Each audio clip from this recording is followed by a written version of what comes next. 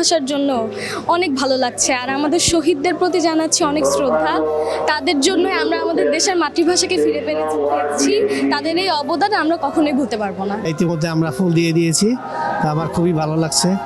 মহান একুশে ভাষা শহীদদের প্রতি আমাদের সশ্রদ্ধ সালাম এবং শ্রদ্ধা।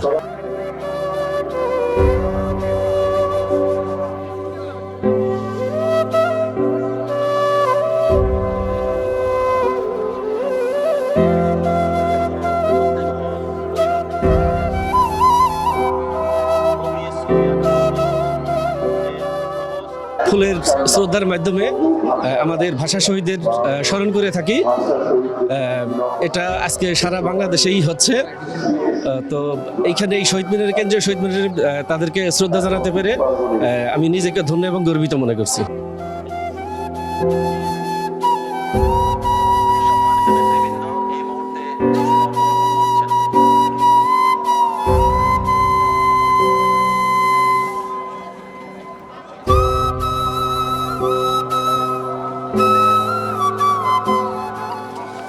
আমাদের শুদ্ধ চর্চা এবং মাতৃভাষার জন্য যে জীবন উৎসর্গ করছে, এই ইতিহাসটাকে বিশ্বের মাধ্যমে আমাদেরকে সবাইকে এটা এগিয়ে নিতে হবে এবং এর জন্য আমাদের কাজ করতে হবে।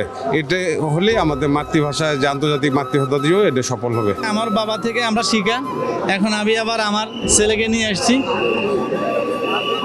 যেন এই ইয়েটা যেন ধরে রাখতে পারি আমরা।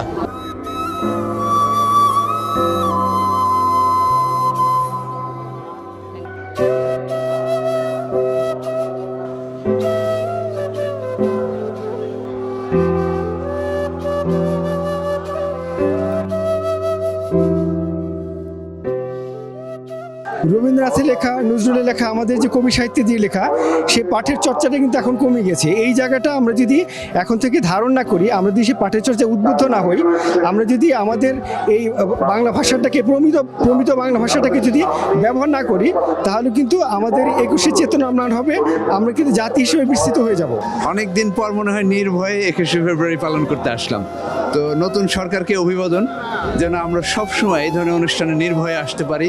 আমরা স্বাধীন দেশে স্বাধীনভাবে চলাফেরা করবো, এটাই তো স্বাভাবিক। আমরা সবসময় স্বাধীন হয়ে এবং স্বাধীন চেতা এবং স্বাধীন মন মানসিকতা নিয়ে চলতে চাই।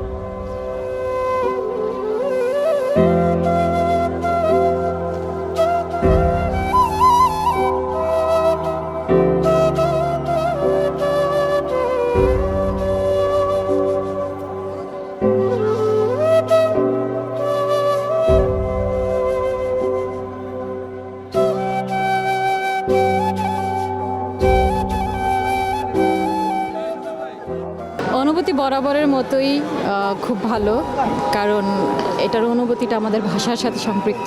অসাধারণ একটা ভালো লাগা, কারণ বাবার হাত ধরে, বাবার একটা আঙ্গুলের মধ্যে হাত দিয়ে এই যে খালি পায়, তখন তো সবাই খালি পায় যেত, একদম পুরো বাড়ি থেকেই আমরা খালি পায়ে হয়েই বেরোতাম অন্ধকার থাকতে। তখন গাছের ফুল চুরি করে, মানে এমন না যে কিনে, তখন দোকান ছিল না, তখন দেখা গেছে যে আমরা আমাদের বাগানের ফুল নয়তো পাশের বাড়ির বাগানেরও ফুল কিছু চুরি টুরি করে নিয়ে আমরা এই যে সারা রাত ব্যাপী যে পাড়ায় যে গান বাজছে, সব 21-এর গান, সালাম সালাম হাজার সালাম থেকে শুরু করে যে গান, 71-এর গান, 21-এর গান, বরকত, রফিক, সালাম, এদেরকে যে সম্মান জানিয়ে যে গানগুলো হতো, সেগুলো আমরা এরকম মাইকিংয়ের চাইতে আমরা গাইতাম। কিছু কিছু ভুল থাকুক, এরকম মাঝে মাঝে মানে থাক না, ভাষাটা তো শুধু মানে এত মানে মেপে মেপে নীতি দিয়ে হয় না, তাহলে আঞ্চলিক ভাষাগুলো হারিয়ে যাবে।